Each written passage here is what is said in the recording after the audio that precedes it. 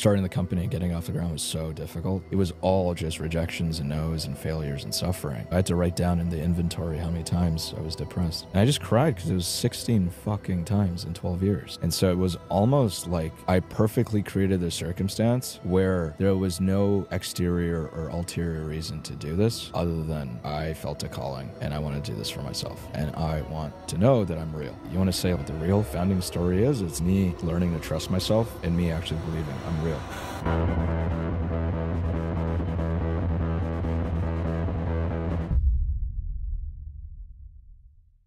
Well, brother, thank you so much for being here, man. Dude, thank you for having me. Dude, we were supposed to, so today's Saturday, we were supposed to record with you Thursday, and then we did the Austin Daylight launch party yesterday, which was incredible. So we got to co-host you and Tristan, the Health Lead at Daylight. And I think that actually worked out to be better because I feel like we both got to know you even better on that panel, which I think is going to be the perfect segue into the podcast today. Yeah, I thought it's beautiful for the way you guys like hosted us and held us, because the energy and values of the host is what we're going to match and show up with. And so the fact that you allow us to be a version of ourselves that I wish we could be more often, you know, authentic, real, maybe even a bit emotional. Yeah. So thank you. How's this little tour been that you guys have been on? It seems like you guys have been all over the place, and I'm sure people are just getting really excited about the product. Yeah, and I'm still on the road for like the next month. Like I ain't seen home for a while.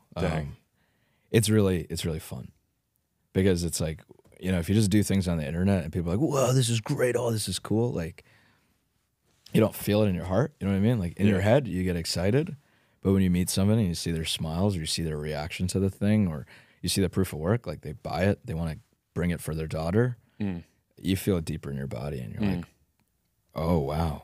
You know, it's a cognition. Like, I think this might help people, but when you actually notice somebody say it to you, you hear it in their voice, it feels good. It feels really good.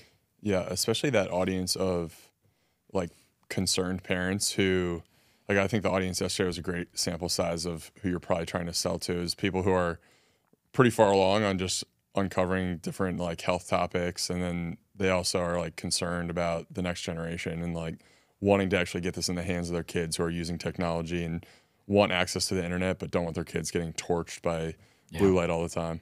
Yeah, it's I sometimes wonder, like, it's one product but you can almost describe it in like 6 different ways. I feel for parents all the different ways land together. Right. Like the privacy, the sovereignty, like you don't want somebody spying on your kid. The health aspects, the distraction aspects. You don't want your kid, you know, completely wasting their time every time they're on a computer. And so I just find that really cool that like all of it kind of clicks together. Yeah. And that was pretty consistent with the demographic of people that were there yesterday, right? It was like you had the health enthusiasts that were members of Squatch where we hosted the event. There were Bitcoiners. There were people that were just interested from a tech perspective. There were concerned parents. And it's like, that's what I think is so cool about Daylight, is it's not like this. I think you were talking about you guys aren't trying to be this like incremental SaaS improvement. You're literally trying to change the way that we interact on computers and tablets by making the world's first blue light free tablet. Right. And so there's such a wide bucket of people that this can resonate with. And we literally saw that yesterday. It was incredible. Right. And I think that's why I said like, Austin felt like a homecoming, because for all these different reasons, you know, we're people in the Valley are like, you're a dilettante. Like you're into this, you're into that. And here it's like, everybody who's into all of that is in the same room, into the same thing. Totally. And it's like, okay, maybe we're not dilettantes. We just care about things that we think are important that, you know, actually all have the same value set, right? It's like picking real over illusory, right? It's picking that which is proven versus that which is flashy. Yes. It really feels like this Daylight tour that you're on. I think the description I would use is almost like a rite of passage in some ways. And the more that, you know, and I want to pull a lot more out of your story, but listening to your appearance on Tristan's podcast, Decentralized Health Radio, and seeing you get so emotional on stage yesterday, it was like, it's crazy how you've built this incredibly beautiful thing that we both firmly believe will change the world, but it was really built out of like extreme suffering that you went through. And if you would be comfortable sharing that, I think that would be amazing, because I think it just makes you more relatable. And it's just amazing how there's this like beautiful world-changing technology that I really think is your life's mission that came from probably like the darkest experience that you've ever had in your life. Yeah, you might need to warm me up a bit. I just jumped right in. Tell me your deepest, darkest secrets. Throwing the long ball on the first play of the game. Yeah, this is maybe a weird analogy, but I do the same thing when I meet somebody. I just want to fucking go for it. Just and somebody's right like, dude, it's like kink, right? Yeah. Somebody just comes up to you and fucking slaps you. You're like, what the fuck? That hurt. Yeah. But if they're like, it's like soft and gentle. Yeah. And they're just like pushing their fingers. And it's like, well, bam. Yeah. Then it feels good. Right? You know why I think I did that? Because I felt like we warmed you up yesterday. Yes. Oh, dude, you know what I mean? I'm a big fan of it. I'm just saying it's gonna take me a second to get into it. But yeah. I think what's interesting about this process is I feel like if it was less hard, it would be easier to talk about. And I don't just mean that from the perspective of like, oh my God, there's so much like unprocessed emotion. Therefore, it's like hard because it's like, it's going to spill out like crazy. I think also it's the nature of it. It's like when you go through something so hard, it's just for you and God. Like, you don't need anybody else to see it. You don't need anybody else's validation. You don't need anybody else to know it. Like God knows, right? Mm-hmm. And so the analogy is almost like I talked about myself so much on my college application. I'm so passionate about this, and I really struggled with that. It was easy because it wasn't like really deep stuff, right? So I could whore it out, right, to get something. Mm-hmm. And there's almost like a sacredness to the suffering where it wasn't necessary. Yeah. I think there was a way to make this succeed that didn't involve so much suffering, right? Mm-hmm. Pain is not optional. Suffering is, as they say. So there's almost like a deeply personal aspect to it, which was I almost needed to prove to myself that like I'm worth trusting. Like I can trust myself. Because I can talk the big talk. I can say all the things, but always in the back of my head, a little voice that's like, you're full of shit, bro. You don't believe the shit you're saying. You're just fucking saying it. Right? It's when you're like, hey man, you can sleep over on my couch. And like a part, like, like whatever, friends going through town, you're like, my couch is free, man, all yours. And the voice in the back of your head's like, I hope he says no. Yeah. You know what I mean? Like you want to say this stuff, but there's a party that's like, dude, what if I was like full of shit here? Yeah. And so I think the journey had a lot more suffering than it needed to because I needed that to have credibility in myself. You say this matters to you? Like you're full of shit, man. Right? Like, oh, you want to like work on something that's like helpful? Like, fuck you. You just want people to praise you, right? Like I needed to actually know that even if no one saw me, even if no one understood me, even if my own family thought it was stupid, my own friends tried to talk me out of it. Every investor said this is like, I'm nice enough to tell you, but this is like going to be a waste of your life. Other people are just going to smile and wave, but I'm nice enough to tell you this, man. Right? And so I needed to go through all of that because there was no source of validation that was external. I was convinced there's no way this is going to work. So it wasn't even like money or success or fame. It wasn't even social reward. And so there was literally nothing positively coming back into my system, which is why I got so depressed. It was all just rejections and no's and failures and suffering. And so it was almost like I perfectly created the circumstance where there was no exterior or ulterior reason to do this other than I felt a calling and I want to do this for myself. And I want to know that I'm real. Because the rest of this, everything else around me can be real. But if I don't have that internal integrity, I don't have that realness inside me, the entire thing's built on an edifice that's broken at the core. And so I think you want to say like what the real founding story is, it's like me learning to trust myself and me actually believing I'm real. And the things I say I want and the things I say I believe in, I actually do. Where did that drive to shift your intrinsic motivations? Because I think everyone at some point in their life realizes that they're chasing some sort of external validation, but not a whole lot of people don't actually reconcile that and start to bring it back internal. Right. So when was that moment for you where you said, I need to actually figure out the foundation here and make sure this is coming from an intrinsic place? I think I'm a really sensitive person. I think it's one of my superpowers and it's one of my weaknesses. And so I think I just feel things really strongly. And I think I've suppressed my sensitivity for most of my life, just so I could like do well, like in school, in studies or sports or whatever. Just like, you know, you're a pussy if you're sensitive, so just fucking cut all that off and just fucking go. And that was me all the way until I got into college. And then I finally was like, oh, I can be free. I don't need to like please my parents anymore. Like I made them proud. I got into a good college. Like that contract is done, right? When you grow up in an Indian family, your parents sacrifice so much, you feel super obligated. There's both positive and negative aspects to that, but I'm super grateful. So yeah, when I got into college, and then I would, I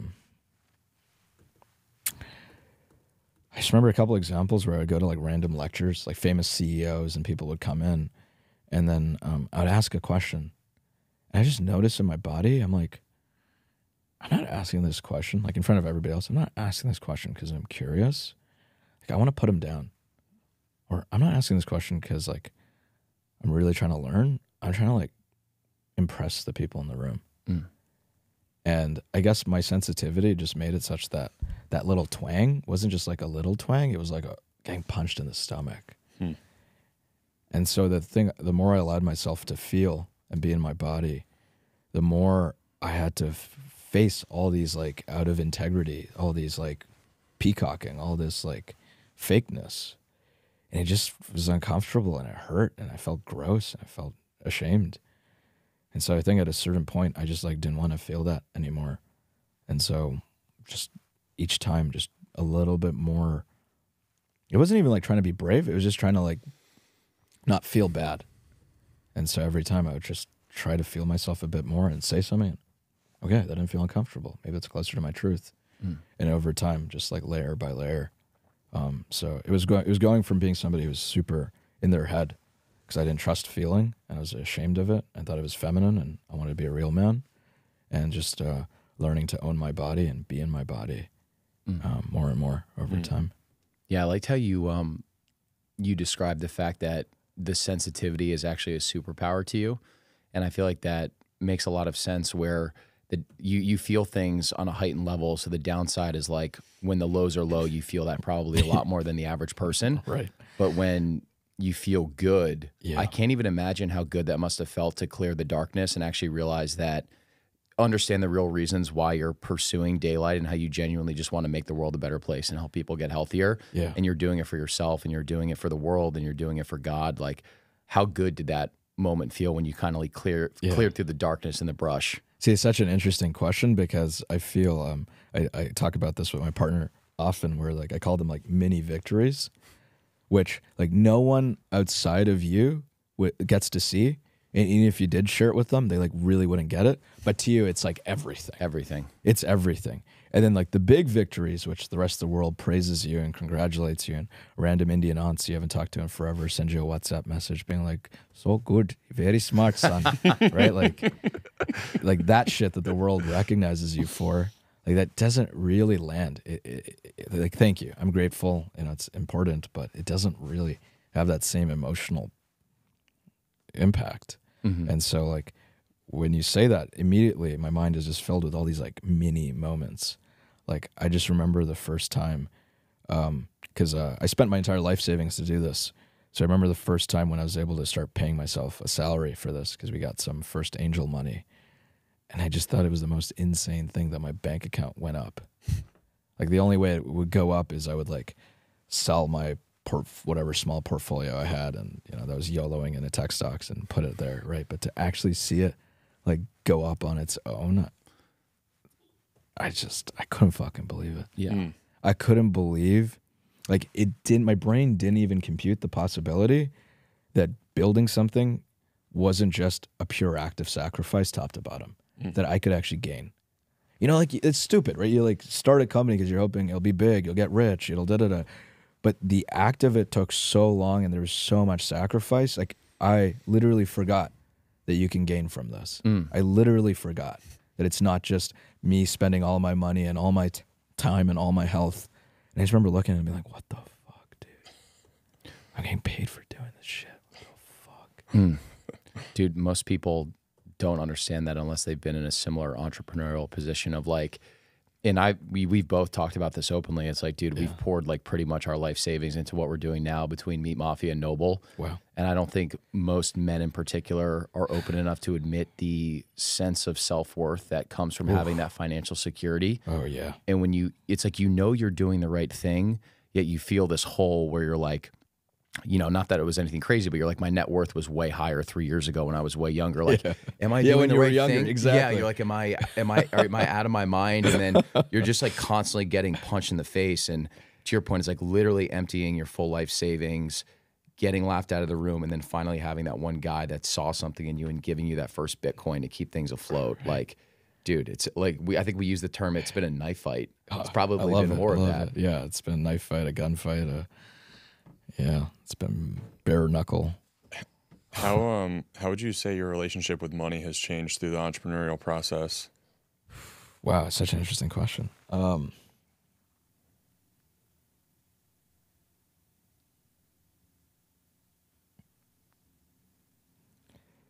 think in the beginning I was a bit of a fraud. I had like Stanford college application essay energy, where I'm like, you know, I just like want to help people and that, but like, dude, in the back of my head, I'm like, bro, I want to be on Forbes, bro.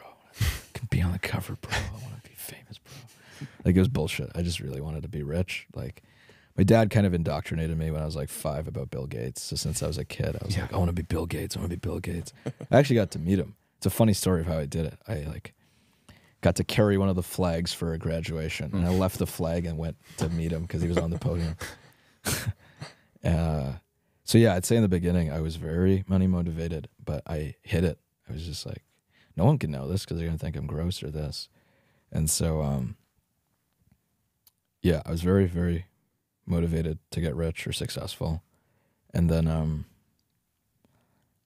I don't know. I think there's just like an itch in me that's always been curious. So I couldn't help myself by always like noticing, like, wait a minute, that person who just came to speak like is a billionaire, and they just like didn't look happy, and they didn't have good answers to questions, and they just looked like not comfortable in their own skin. Like, the fuck's going on, right? So I'd like read psychology, or I'd take a psychology class, and I would learn about certain things, and so in a kind of like nerdy, intellectual, kind of brooding way, I started to be like, whoa, what if money is not that important? And so yeah, I would just read like fucking Noam Chomsky and Sartre, and I'd read Hayek. I just like read widely across the political spectrum. I read a lot of philosophical and religious and spiritual stuff, and it just started to feel like maybe it wasn't that big of a deal, but that was cognitive. Emotionally, I actually was still driven to succeed and make a lot of money, because at some deep emotional level, my being was built on this idea: if I'm not Bill Gates, like, I'll never make my dad proud. If I'm not super successful, my mom won't love me. Like, there was like a deep need to be successful, to be safe, or finally I can go, okay, right? Like, it was like I wasn't allowed to be myself until I got into a good college and finally was there. Then I went, okay, right? Like, there was this need for a checkpoint where I could finally be safe. And it felt like money was that. And so I struggled with it, because cognitively I was like, yeah, this stuff is not going to make me happy. It doesn't really matter. I'm meeting all these rich people who, like, I don't know, they just like have a worse life than like a bunch of, you know, my family or so on. But emotionally I still felt like I needed it. I was so driven, but I'd hide it. I was just like, I was ashamed of it. And then, yeah, I think it was just in doing this company, being so isolated from like the rest of society and people. Like, spent 2 years backpacking by myself. Like, I had very few friends. Lived in my parents' basement for a while in the early years of working on this. Like, didn't date somebody for a long time. Like, didn't have any friends. Like, literally, it was just total like isolated loner. Yeah, you start like rather than that like ambition or greed or proving self, you just don't want to be lonely, right? Like, you start to have other drives that you're like, I would choose a friend over, you know, this company being successful any day. Like, I'm just so lonely. Like, that was the stuff that was starting to like show up for me. And starting the company and getting off the ground was so difficult. There was just so much self-work involved. So I just remember this turning point. It was like December 2020. It might have been December 20th, something like that, where I just called my parents and I was just crying because I was like, this thing's going to fail. I'm like, so sorry. I like wasted the money you put to like get me my Stanford degree. And so, yeah, I don't remember if it was for 10 minutes or 40 minutes or something in between, but I just was like, I don't know where it came from. It was like channeling from a deeper part of me, but it was like, I was like, would you still love me if I was a janitor? My mom would be like, yes. I'd be like, would you still love me if I worked at Chick-fil-A? And she'd be like, yes. And I just did that. I was like, would you love me if I was a high school teacher? Would you love me if I was a Zamboni driver? Would you love me if I was a tennis coach? Would you love me if I like graded SATs? And just like, it just kept going and going. And I just like, such like, it just felt like a really scared, innocent part of me that just wanted to know that like I wouldn't be abandoned and would be loved. It was so like, it was almost like it was just like, let me cover my bases, you know? Yeah. Just in case. Just in case. And I just remember at the end of that call, like there's just a part of me that was just like released. And I think there was like experiences like that started to, like my cognition had changed in university, but then what happened in my body started to change with these experiences. I remember at the end of 2021, after I came to Austin, this was actually with an Austin investor. So yeah, we got that Bitcoin, you know, Yes. and so on. This was right before we got that small angel check.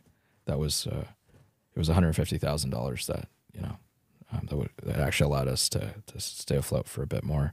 Yeah, this Austin investor and I were talking, and we were negotiating how much money he was going to give us and how much of the company he would take away. And it sounds really immature, but it is the truth. I sat there and I just like cried because I was like, dude, if I give away this amount of the company, like, I can't be Bill Gates. Like I can do the math. Like, you know, even if the company's really, it's like, I can't be Bill Gates. And I love to say it was like, oh, I'm like losing from like an ambition point of view. But dude, it was just like that innocent fucking 7-year-old in me is like, fuck, what if my dad's not gonna be fucking proud of me? That wasn't a conscious thought, but like at a heart level. And I just remember this like desperation of like, fuck. Like what if I do everything, I'm still not fucking good enough, right? Like that was really emotional. And I just remember I was like in Olympia, Washington. I don't even know why. I was in somebody's backyard. It was like night and it was cold and I wasn't wearing shoes because I want to ground even though my feet are fucking cold. And yeah, I just called my dad and I said, Dad, is it okay if I like let the company fail because like I don't take this guy's money, because if I take his money then I can't be Bill Gates?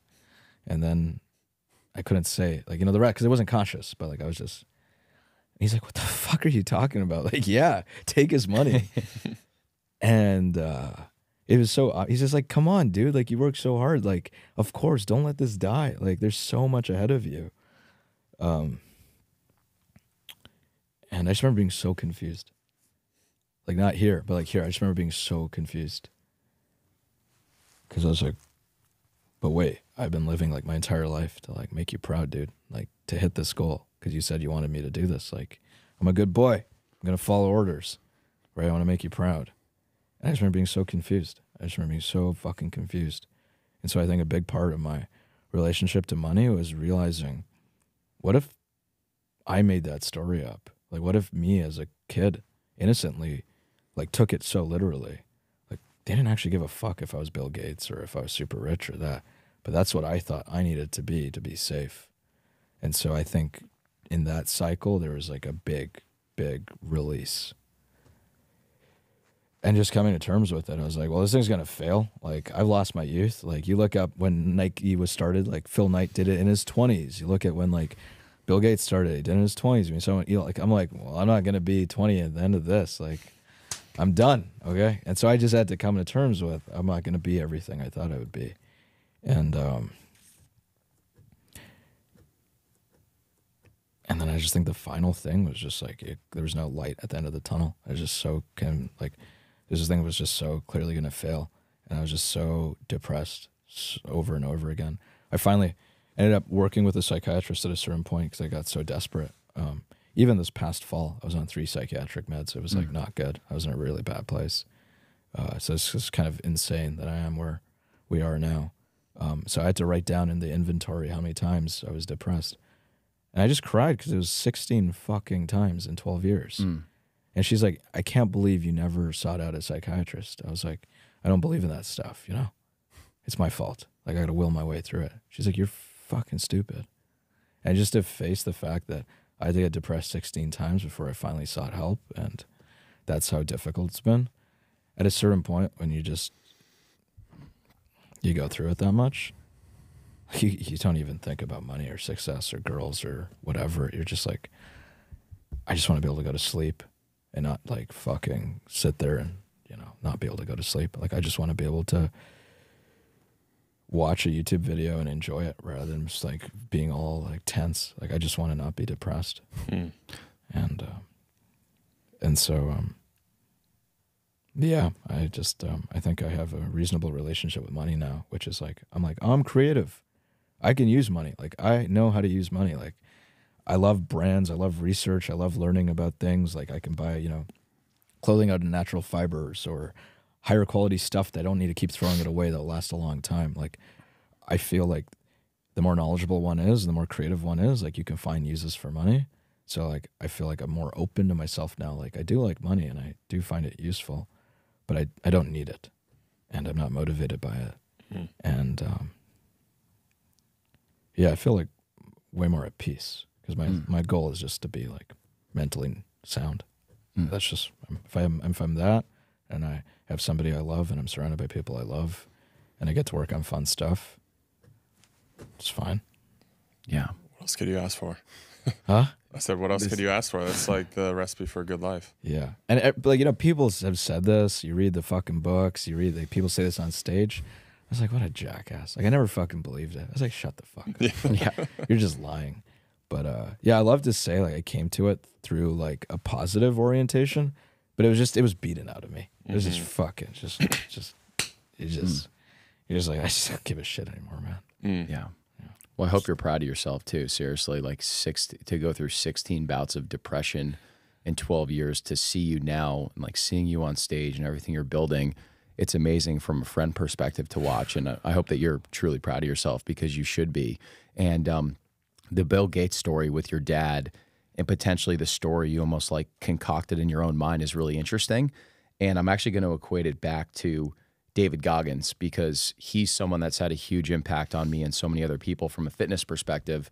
And he is very misunderstood, I would say, because I think people will be like, I don't want to run 200 miles. I don't want to run a 300-mile race. I don't think he's healthy. And what I always say to that is like, it's not, you shouldn't be taking a literal interpretation of what he's doing. You should just be extracting bits and pieces of the things that he's doing well, and prove to yourself that you're capable of more. So I almost wonder, my guess, not knowing your dad, is maybe he was just using Bill Gates almost as like an archetype of like, shoot really high and go down this path. And I think you've realized now, it's like, dude, I've met billionaires. I don't need to be Bill Gates. I just want to build an amazing business that helps make people healthier. And I know that I will profit exponentially and mentally, spiritually, financially if I do that.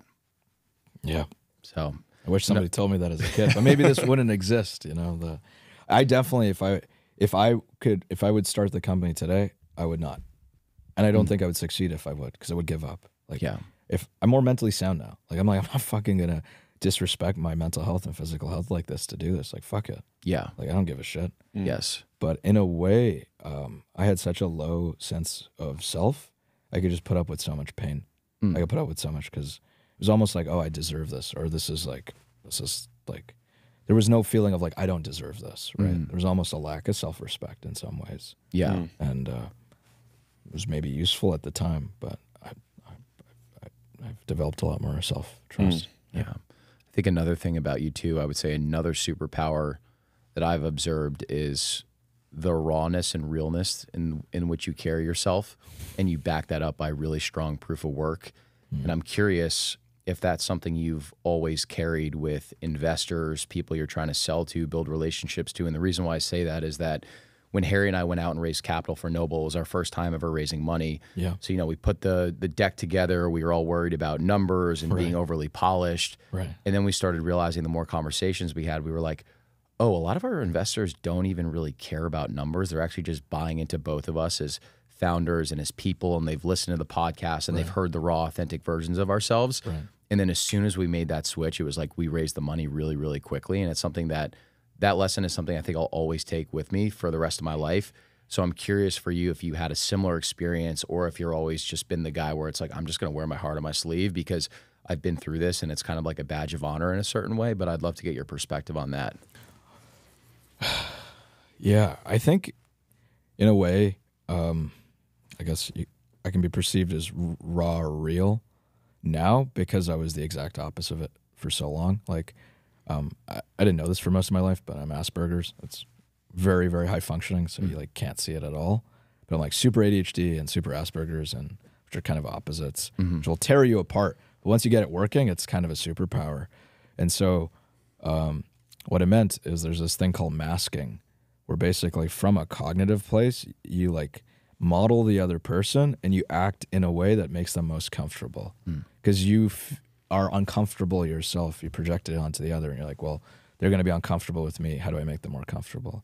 So basically meant every social interaction I ever had was fake. Every single one. Every single one. Day after day after day.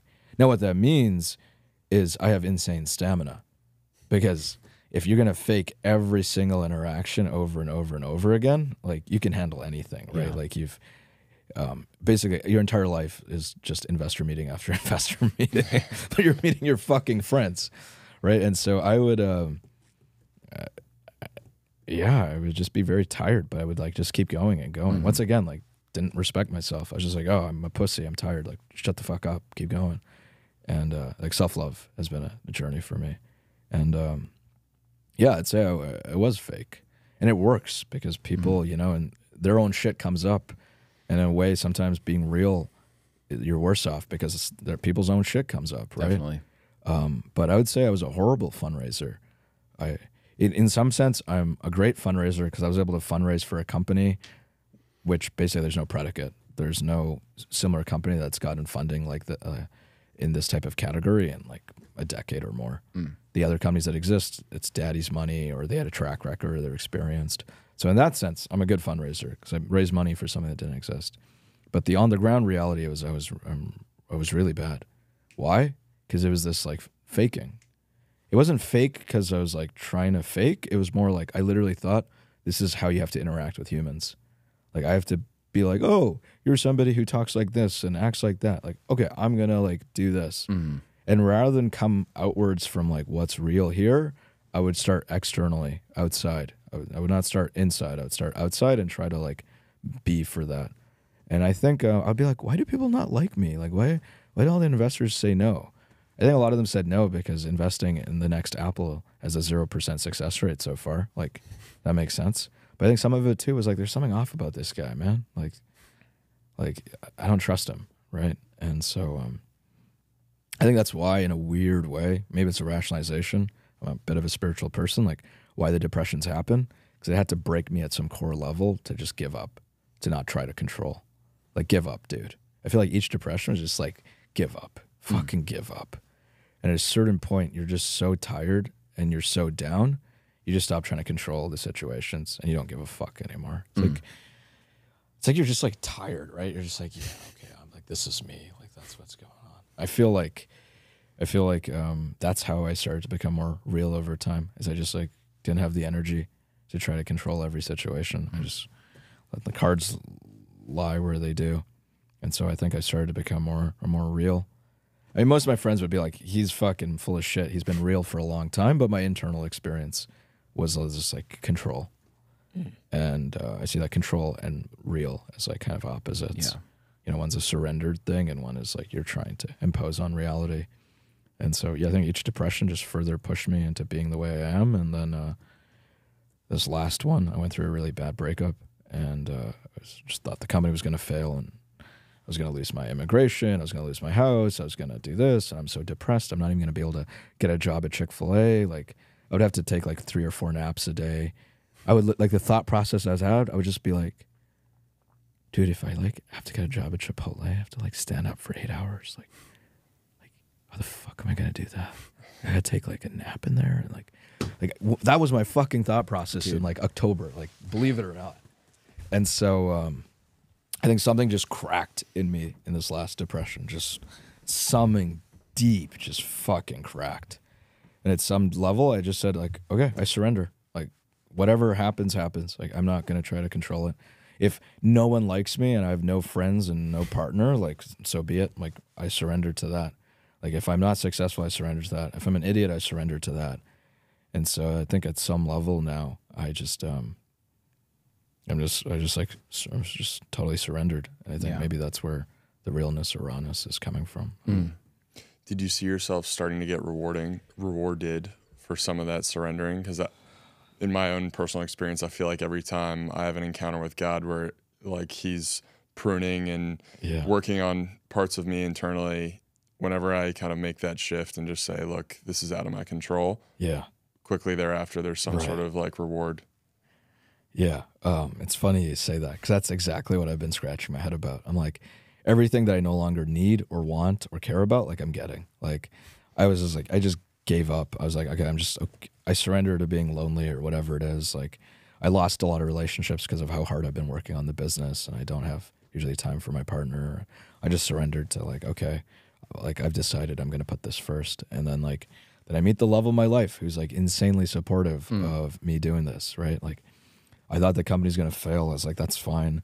I literally had a call with like a mentor where he's like, here's an analogy.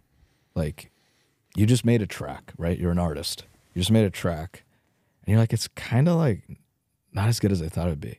Like you had a good vision. You were like, oh man, if it was like a da da da da, and like we just went all in on that, it'd be great. And you listen to it and you're like, what the fuck is this? And there's like a party that's like, oh, if I had more time, if I had more resources, if I had the right producer, like we could make this work. But right now it's like, right? And he's like, you're right there. And he's like, what you want to do is you want to throw in the towel because you don't want to embarrass yourself. You're like, all your friends are going to laugh at you if it fails and you tried, right? Like if you try to do this and you run out of money, like, but if you just like pack it in before anybody knows about you, no, you don't need to be embarrassed, right? But he's like, that's pussy shit, man.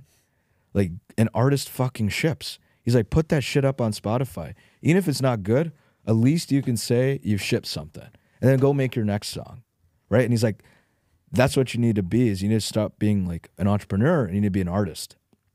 Or you just need to put this shit up on Spotify.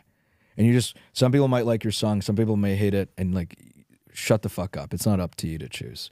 All you need to do is just get it across the finish line and call it an art project, right? And the difference between an art project and a commercial one, an art project, there is no need for any outcome. Just the act of doing it is all that's required, right?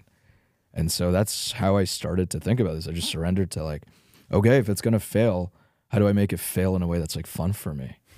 Right. And so before that, we were like running out of money. I was like, I can't hire people. It's going to fail. But the second I like switched, and this happened in October, I was still depressed, but at least I had this. I was like, okay, this is my art project. I was like, yeah, I don't give a shit that we're out of money. I'm going to hire that guy because it's really fun to work with him. I don't give a fuck. Like it's my fucking art project. Yeah. I get to choose how we fail. And it's funny that we're like succeeding now. Now that I'm like totally looking at this from the lens of like, how do I want to fail? And in a way, like all companies die. It's just an extended form of failure. I think it's still a similar flavor of like, how do I want this to fail? Right? And like, if it's going to fail, how would I still do it? It's like somebody who has like terminal cancer. They got 6 months to live. They suddenly start to live their life in a way that like really like, you know, embodies their values. And I feel like it's a similar thing that I've discovered. I love the point that you'd made about maybe fear around people laughing at you. Oh yeah. Because it's such a relatable feeling, especially in the beginning of the creative process. And when you have a show called The Meat Mafia. Literally called The quitting a real estate private equity job and a consulting job to start a podcast about meat. Wow. I didn't know that about you guys. And dude, I remember like, dude, crazy. And I remember so like you think about the world that we both played in and the people that we knew, like going to Babson College up in Boston and all these people working standard jobs. And those were a lot of the friends that we both carried. Right. And I remember thinking, so the first piece of content I ever wrote was just a blog post that kind of just talked about my healing journey. Oh, wow. And dude, the 2 years prior to me releasing it, I literally wrote it 4 times and put so much pressure on myself and was so worried about what other people think. I literally ripped up the paper and just threw it in the trash can. So like even 2 years prior, there was nothing, I knew everything that I needed to know. I could have released the piece of content then, but I was so worried about what other people thought. And then I remember having this almost like epiphany in 2022 where I thought, I went through the list of all the people that I thought either had laughed at me, judged me, etc. And I said to myself, I'm like, do you actually like respect any of those people? Like, would you trade places with any of those people? And I was like, literally not one of them. So I was like, why the fuck do you care what they think?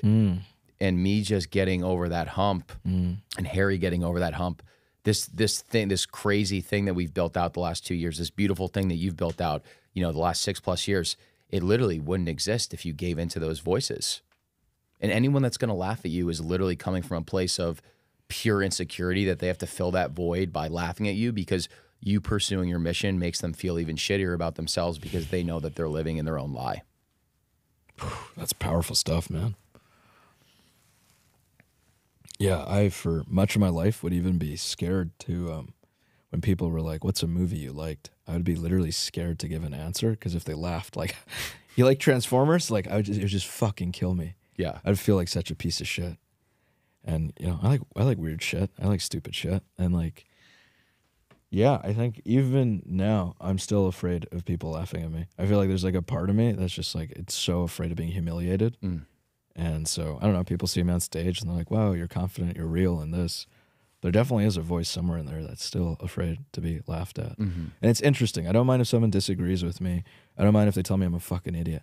But there's something about being laughed at that just feels so emasculating or so humiliating. Have you seen certain parts of your personality come to life as you've reorchestrated the internal parts of yourself? Can you ask that in a different way? Yeah, just I'm curious. Like I feel like personally, I've seen, you know, leadership come through in a way that like I hadn't seen in a long time since playing like high school sports. Oh, like wow. I had a career 6 years before started the Meat Mafia, and felt like that was like incredibly suppressed in that role. Is that private equity or? Yeah. I was doing investment management in the real estate world, and just like kind of just in Excel spreadsheets all day. So. No leadership ability being able to be put on display there other than like, you know, in small ways. But I'm wondering for you, you know, as you've kind of gone through this process, have you seen old parts of yourself or just like parts of yourself that you realize like, oh, wow, this is actually a gift that I need to, you know, continue to let out into the world come to surface? Totally, 100%. Like, I think for better or worse, the like entrepreneurship done right is like a spiritual journey. Totally. Like you have to fucking face your demons. And the company you build and the people you hire, they're all representations of yourself. Like I see a version of myself in that person. I see a version of that. And so just to give one example that's come to mind is I think I've been a horrible leader of the company for most of its existence, like really bad. And I didn't appreciate how much of that was like leadership is different than management, and leadership is different than what you see in the movies. And like what leadership is at its core is you have integrity inside yourself. You are whole inside yourself. You have a backbone. You trust yourself, i.e. you're solid. So other people can actually follow or congregate around you.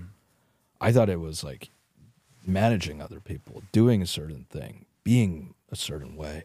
Even if inside I was broken, I was not whole. I didn't trust myself. I was scared. And so one of like the little things I noticed was I really struggled to lead people because I had anger problems. And I was so scared of my own anger, I would cuck myself. I would just be a limp dick, you know, and not hold people accountable. Like, wouldn't even, like, if they didn't do something, I would just, like, not do anything about it. I wouldn't even, like, tell them, like, hey, that's not cool, man, or hey, what's going on? Because I was so afraid if I even, like, went a little bit into it, the fucking anger would come. And so I was, like, completely cut off.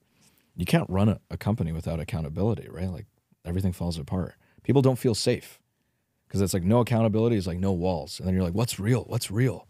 Right? Accountability helps you remember what's real. And so a big part of me learning that actually I am a leader and I do have that in me and I'm good at it and it's maybe what I'm made for, I had to like come in touch with my anger. Like I had to realize like I keep losing all my power in leadership because I'm so afraid of getting angry. And so there was a couple of years there where I started to test it and I'd fucking blow the fuck up. I would get so fucking angry. I had like at least 2 people quit the team because like I got so angry at them. They were like terrified of me. They literally were like, I do not feel safe being around you. And I felt fucking horrible about it, right? Because I've been afraid of this for my entire life. And to actually see what I was afraid of come true, it was heartbreaking. It was so hard. But now on the other side of it, like I can be in my power and I don't necessarily have anger problems. I do have anger because I'm an intense person. It's the same sensitivity. I feel everything strongly. But I no longer is angry at somebody. It's just anger, which is power, right? It's energy funneled in a particular way. And so I think I've gotten a lot better as a leader as I've learned to step into anger. And I realized most of my anger actually came down to 2 things, a sense of helplessness or a sense of betrayal. Like if somebody didn't do something, the anger was a non-vulnerable way of being like that helpless energy. Because that helpless energy is vulnerable. It's like, fuck, man. Right? And anger is a non-vulnerable way of it. Like an example would be, I told somebody something, they said they would do it, I spent 20 minutes, I gave them the steps, we talked through it, they said, aye, boss. And a week later, I'm like, did you do it? And they're like, no. I would fucking lose my mind. I'd get so angry. But I realized really what it was is I felt a sense of helplessness because I'm like, dude, I don't know what to do. I sat down with you. I fucking made the steps. I asked you the questions. I asked you to repeat what I said. I like tested your knowledge. I did everything I can do it. And if everything I did is still not good enough, like, holy fuck, I'm scared. Because I don't know what the fuck to do then. But that's like, to be fearful, I don't want to be fearful. So I'm going to be angry. Because that same energy, but rather than being internal, it's external. And there's a book that's like, if you ever see an angry man, give him a hug. He's hurting inside. Like I think a lot of the times we struggle as men to be vulnerable. But at the same time, we're like villainized for violence, right? And so we're cucked in both ways. Like you can't be angry, but you also can't be vulnerable. And so then we just implode inside, right? We become dissociated. Like just an epidemic of like closed off, dissociated men. And we lose our power when that happens. That's the key thing, is you lose your power. And I feel the betrayal part also was like, I'm throwing my heart and soul. I'm literally sacrificing every aspect of my life for this. You told me that you're just as passionate. I understand you'll never be the same as me, but you told me you're really passionate. And then your actions are not doing it. I feel so betrayed. I'm taking a huge risk on you. You know, I would hire people with no experience because they would be so passionate. And I believed them when they said, like, this is my life's work. I'm going to, like, do everything for this. And I could, quote unquote, like, take less risk by hiring somebody with more experience. But I'm like, man, I want to, like, take a bet on people who are really, and their actions do not represent what they said. And I took that as, like, a huge betrayal. Because I'm like, dude, this company's going to die because I'm going off of your word, and your word doesn't mean shit. Right? Like, we may die because instead of having an experienced person in this role, we have you. And you said you would learn all this stuff. You'd go out and find mentors, and you'd work your ass off. And you're doing none of those things. Now, I have a little bit more perspective. It was not that they were betraying me, is they didn't have the skill to actually follow through with their intent. Right? It's like good intentions, but they didn't just have the skill. That's what I'm starting to realize. Like, you need a certain personality and skill to be able to do it. But I felt betrayed. I would just get so angry. Because betrayal to me, like, dude, I took one for you. Like, where's the reciprocity? Right? You feel alone. You feel abandoned. And so, yeah, as I've stepped into anger and anger work, and I worked with a therapist and all sorts of stuff, and I feel like I've started to, like, develop my agency as a leader. I'm still a horrible manager, not improved in there, but I realized leadership and managing are actually different capacities and skills. And so that started to feel good because I'm like, ooh, I really can start to bring the best out of the people around me. And I don't need to be soft, and I don't need to be mean. I can actually just be honest and whole, and I can own my own shit, right? It's like I can feel betrayed now, process it, soothe myself, and then show up without that, thing inside. I can feel that sense of helplessness, and I can call my girlfriend and rant on the phone for 10 minutes and then show up with a little more whole. And so I'm surprised by how much of entrepreneurship is these little tricks and tactics to manage yourself. Yeah, and the beautiful thing is that management can be solved for, and it can be learned, or it could be delegated, but the leadership piece, it's like you just need to have it. And I love that story, because I would think too, there's this aspect of, well, I kind of feel broken, so how can I show up and be a leader for these people? Yeah, right. Where it's like, actually, like take Tristan, your health lead, for example. It's like, dude, you could give him like a great positive piece of feedback that really helps him, that makes him way more bought into the company. But then there's this almost weirdly selfish benefit where you feel really good because you helped him out and he got really energized. And then that adds energy to you, which makes you feel more full and makes you an even better leader too. Right. So like that's another little trick where like, if I ever feel like shit, if I ever have a day, I'm like, I need to just try and just do something like selfless for someone else. Like it could be like the smallest thing, like buy someone a cup of coffee, or like text my mom, or say something nice to like someone that we work with. And it's selfless. And then in a weird way, it's kind of selfish, because I know that if I do this, I'm going to feel really good too. Totally. I think the world changes when people do selfless things for selfish reasons, and they do selfish things for selfless reasons. Like what I mean by that is like, if you're always taking care of other people, but you secretly resent them, that's going to show up in all your stuff. So if you do the selfish thing of taking care of yourself, that might be the most selfless thing you can do, because then you can show up way more cleanly in the way you help people. Or what you're saying, which is like, you did something selfless because it selfishly helped you show up in a certain way. And I just think this like this flip of like, be more selfless so you can like for yourself, like in a selfish way, and be more selfish in a selfless way. I think that could change the world. Love that. Yeah. I'd love to pivot a little bit and talk about the first moment that you actually held your product. Oh boy, my baby, my fucking baby. Yeah. Because we can talk about founder stuff all day, because it's just like, I think it's just part of being in the trenches and being able to relate to like. Yeah, people don't get the emotional experience it is, man. Totally. Like I don't trust an entrepreneur who isn't a bit heartbroken when I meet them, because I'm like, yeah, you're too early in the process. Yeah. Like, yeah. Totally. We've got some good heartbreak. Yeah. That you can sense. Tell me about that experience of actually holding the first daylight tablet. Right. No one's actually asked me this question, so that's super interesting. I was the last person on my team to hold it, or at least turn it on. There was something about, I'm a sentimental guy, and so I waited until April 1st of 2023, because that's even though I started at mid 2018, we like formally, officially like started the company on April 1st, 2019. And so April Fool's is the company anniversary. There's just something funny about that. Ironically. It turns out Apple is one of the few other companies on earth that also start on April Fool's. Really? And if you hear our vision, that's just kind of an interesting That's not a coincidence. Right? So I wanted to turn it on for the first time on April 1st. We got it like March 25th. So everybody like tried it for a week. And they were all like pissed at me. They're like, our fucking CEO doesn't even like our own product that he like sacrificed his entire life for. I'm like, you guys just don't get how sappy I am, man. Like, chill out, right? And so I drove down to Stanford, which is where I went to college. And then I went to the wheelchair, like the wheelchair accessibility bathrooms are always a little bit bigger. I went to a wheelchair accessibility bathroom in the computer science building.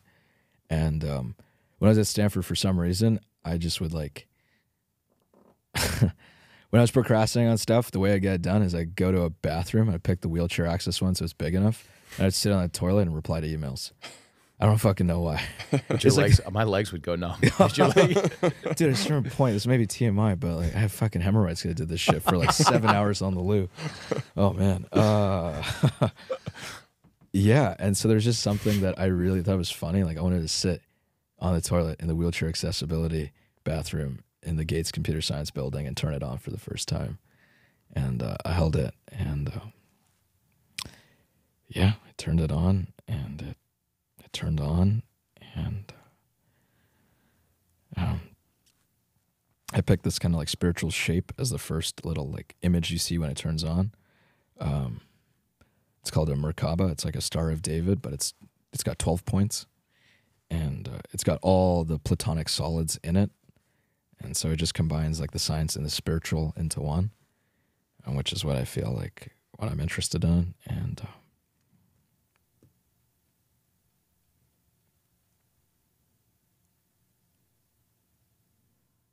I don't know, I'm a bitch. I turned on, I was like, oh God, this looks bad. Oh, I was like, immediately I started critiquing the shit out of it. Like, I think I'm a perfectionist. I think I have a vision for where something is. So like immediately, but I think also it's less vulnerable, you know, to be back to work, you know, criticizing. But that's why I closed my eyes, because like I'm like, my mind did that, but I think my body was like, oh, you're not a fraud. It was like the first time I was like, oh, I'm not a fraud. Because like, you know, you can talk the talk, you can say the things. I really believe the things I say. I try to really only say the things that I really believe, not want to believe or I want you to believe, but I believe. And it always hurt that I felt like other people didn't trust me or believe it. I took it as a lack of trust or a lack of belief. Now I see it as just like, I saw it as a 50% probability and they saw it as a 0.001% probability, right? They didn't see it the way I did. So to have something in my hands that I made that literally has never existed on planet Earth, never existed in humanity before, that only exists here because I had a thought in my head while I was in my parents' basement that now is an object in my hand. It's like what you're saying. It's like looking at your baby, you know, like this is real. Like I made this. Like this would not exist if it wasn't for me and, you know, thousands of other people also whose work I pulled together. Yeah, it was like I didn't feel like a fraud. That was like the biggest feeling. Like I'm not a fraud.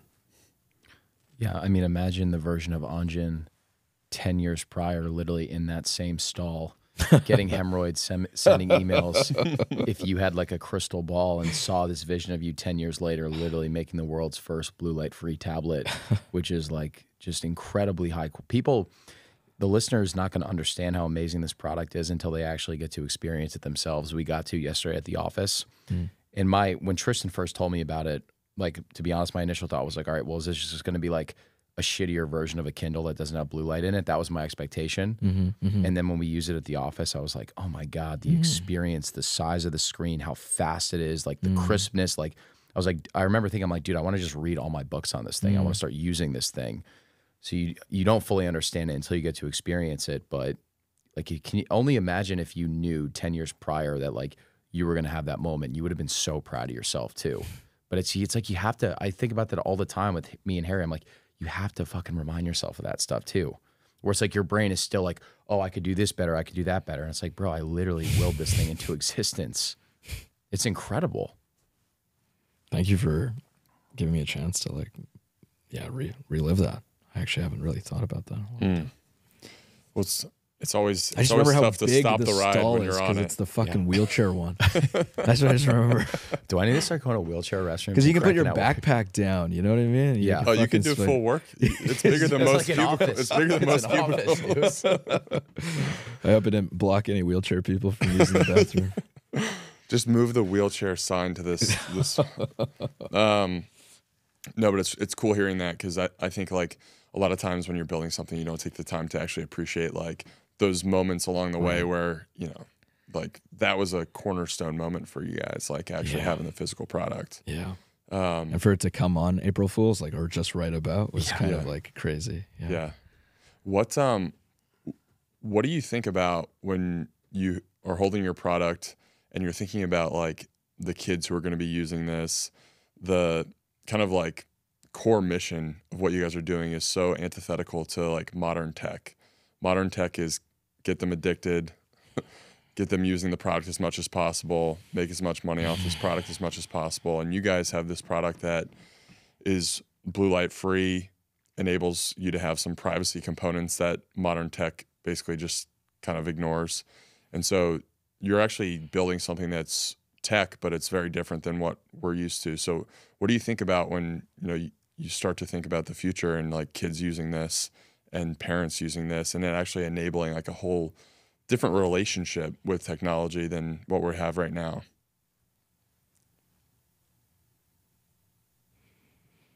If I'm perfectly honest, I get actually kind of a bit sad.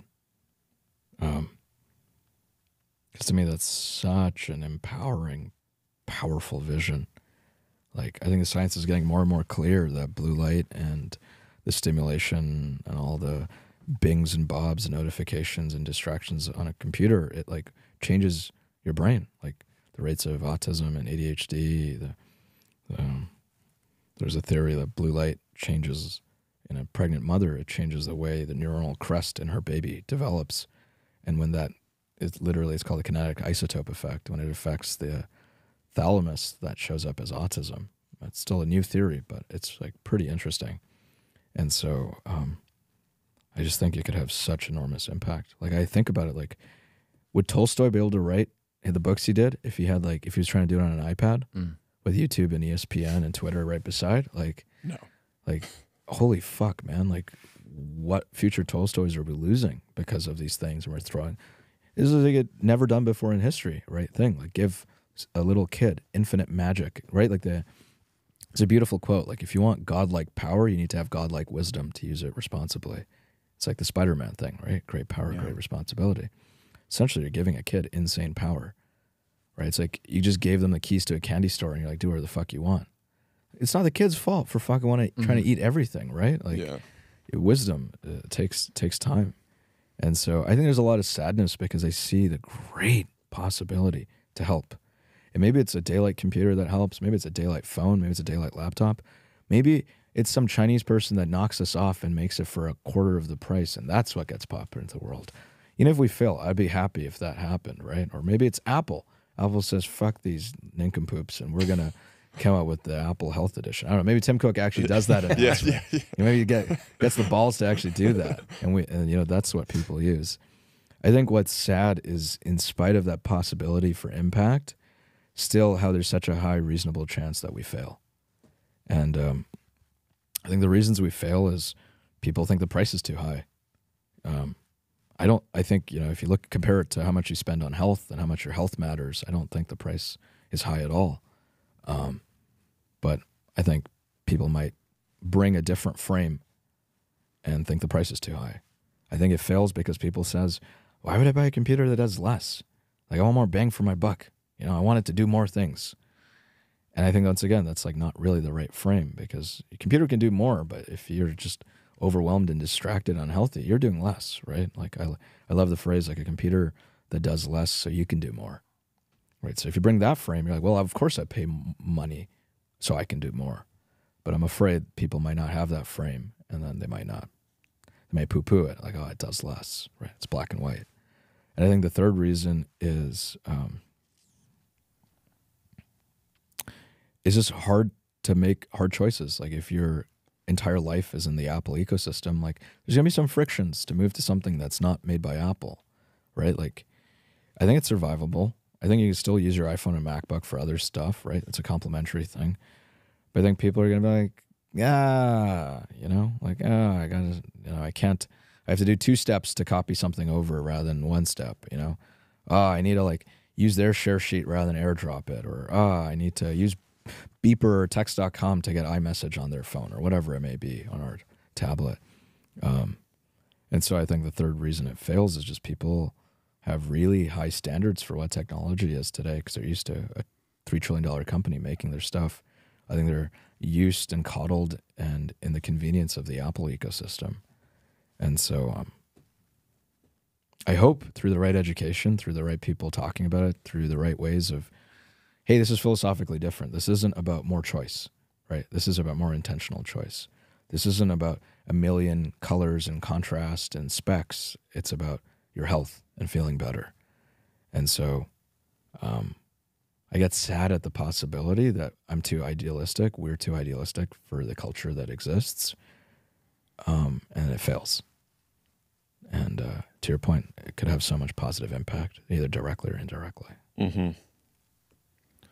I would think that the benefits of using daylight, not having blue light exposure, being able to enjoy a sunny day at Barton Springs and read a book on there, for me at least, I know I'm biased, would far outweigh the benefits of potentially being able to integrate iMessage. It's like, I actually would probably want to use daylight because I literally don't want my text to pop up while I'm reading a book. I want to be immersed in the experience. Right. It goes back to what you were saying about like all of the creation that we've lost out on because people are just like jumping from app to app to app, the dopamine hit where it's like you need those blocks of like deep creative work. And I actually think that using daylight will facilitate that. And I think people will wake up to that too. And I think, I mean, I'll do my best to try to educate and share the ways in which I think about it and therefore created it in that way. But it's going to be folks like yourself and other folks that are educating. I think that's the only way forward, because what we're doing is we're going across the grain of the current culture, right? Which panders to you. You know, it's like the whole Jeff Bezos quote, like customers will never say no to more choices. And we're like, fuck you, dude. We're actually saying no to more choices because you're lying to us. Because often more choices means less choices, right? There's a famous experiment. You give people 24 jars of jam, they end up picking like only 1 or 2 of them. You give them 6 jars of jams, they pick a lot more evenly. Because you get so overwhelmed when there's 24. You just pick the one that's the brightest color, right? Or whatever. And so I think you can't go off of the naive, oh, more choices is better. You have to actually look at what the outcome, the proof of work is, what the empiricism is. And so I think that's a cultural, psychological, philosophical battle, right? And then the products get bought based on who wins that philosophical battle. So. How do you think about the speed at which you guys are growing, can grow? Because when I hear the project, I'm like, there's this like core audience who's just like so here for it that you could probably sell a tablet to, a laptop to, a phone to, and then like build the ecosystem. Because when I think about Apple, I think about the integrations that they have that are like, you know, text sync up and all this stuff that, you know, copy paste on your phone, it goes to your laptop. But we've gotten so used to these tech companies basically like blowing up overnight and just being massive successes in the course of a year, big exits, things like that. But, you know, the usability component of it too is also kind of important in the modern tech landscape. So like, what do you think about in terms of speed of growing? Like, Sure. Oh, that's a beautiful question. And hopefully, given your background in private equity, you can appreciate this. I like my friend Yatu and Norm, they call it like being a concept composer. Like you don't paint with pixels, you paint with ideas.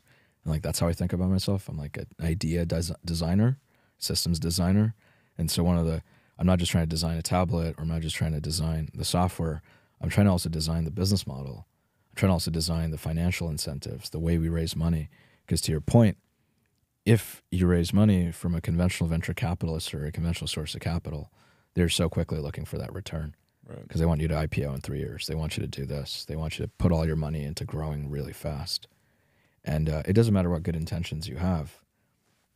When you have their money, you're captured, right? And so I think a lot about designing who our investors are. How do we find the most aligned sources of long-term capital where that we're not just a return for them? We're, oh, I want my kids and grandkids to grow up with these type of computers.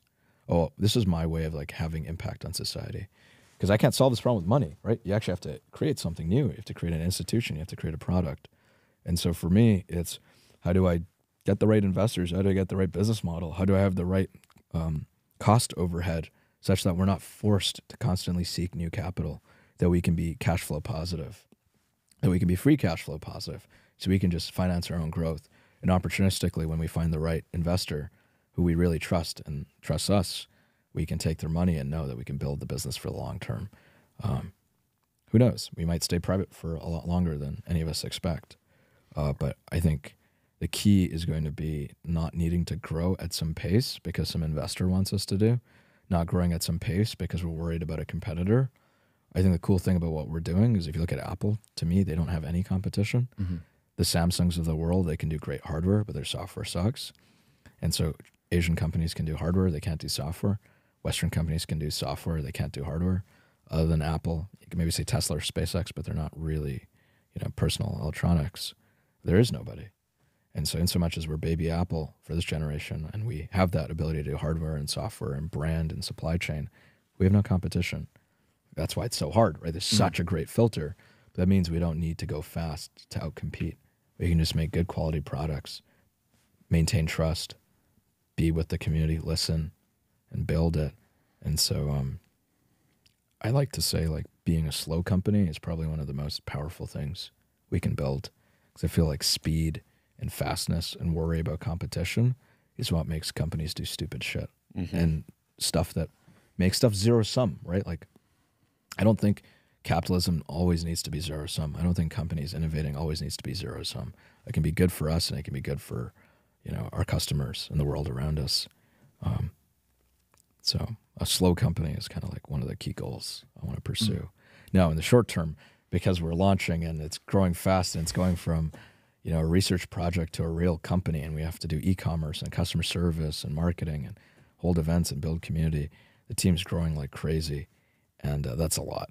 That's a lot. It's chaotic, but it's fun. But hopefully there's more and more examples of what our values and mission and purpose is.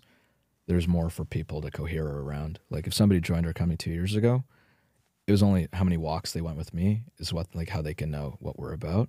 Hopefully, even like a podcast like this, like, in a way, it could be more valuable or as valuable for somebody wanting to join our company or somebody on my team to know what we stand for, what our values are. Even if they're joining quickly, even if I'm not spending a lot of time with them, hopefully they're self-selecting to people who are on the same page. Yeah, there's serendipity that comes from things like this that, you know, like a CFO would be like, hey, why are you going to go spend $2,000 to go on this podcast? And it's like this intuition that you have of like, it might not make sense to you, but I know that there will be at least one evangelist that listens to this podcast that absolutely loves the product, and he or she shares it with like 50 of their close family and friends and creates a spiderweb effect. Exactly. It's like when you were saying about the new hires, how you were like, this doesn't make sense on paper, but I just think that they have the X factor and we need to bring them on. It's like the same thing with this. Like, even yesterday, my initial thought process was like, this turnout's good. I wish we had 100 people. And then Tristan was like, dude, 15 people signed up for pre-orders after the thing. Right. Dude, that's 15 orders from one event. Yeah. What if we do 100 of those things that are way bigger? And what if we get you on like the biggest podcast? What does that look like over the course of 2 years? Right. It's like the serendipity, man. Yeah, it's crazy. Can't quantify it, but it's there. Right.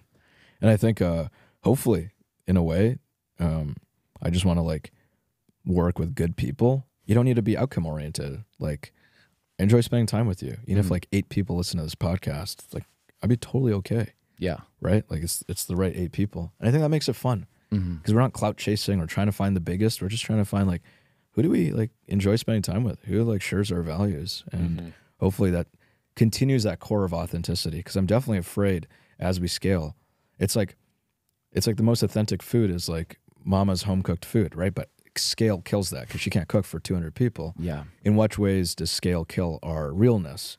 And what can we do to try to fight back against that? Yeah, in a lot of ways, I hope the person who finds this podcast is the entrepreneur two people, the entrepreneur who's maybe a little bit nervous at the beginning and not really sure if they're doing all the right things, and they're afraid, they're scared, they're feeling the fears. Like, I think this conversation is a pretty raw, like, canvas of like what it means to be an entrepreneur. There's just aspects that people don't see or experience unless you're the person, you know, holding the controller, playing player one. And then the second group of people is people who are looking to improve their health and trying to have a better relationship with technology. Like, there's so much in our day-to-day that we just like mindlessly, whether it's like we mindlessly get in the car and don't think about all the little parts that go into making a car, or laptops, computers, all these things, but all of them are interfacing with us every single second of the day. So I think like really taking an audit of the tech we're using, all the things that are around us, and, you know, trying to make them as healthy as possible, which I think is exactly what Daylight is trying to do. So I'm pumped that this conversation is out there for people to take value from, and just appreciative of you coming on, man. This is great. Yeah, thank you for having me. If I could say like one thing I wish somebody told me for the entrepreneurs in the audience is, maybe I could say it more as an image than anything else, but like, to me, what it means to be an entrepreneur is you're like holding onto like a live wire, and like something's downloading through you, like some intuition, some trend, some insight, some feeling. You're just fucking holding that thing, right? And it's electrocuting the shit out of you. And there's 2 basic impulses when you're getting electrocuted to hell, is either let go or you get incinerated. And I feel like the 2 most common outcomes in any entrepreneurial endeavor is you let go or you get incinerated. And in so much as you hold on, and in so much as you don't get incinerated, that voltage that's coming through you is literally upgrading you if you do it right. That voltage is just upgrading you in real time over and over and over and over again. And so I think a lot of entrepreneurship, people are like, am I good enough? Am I not good enough? Am I this?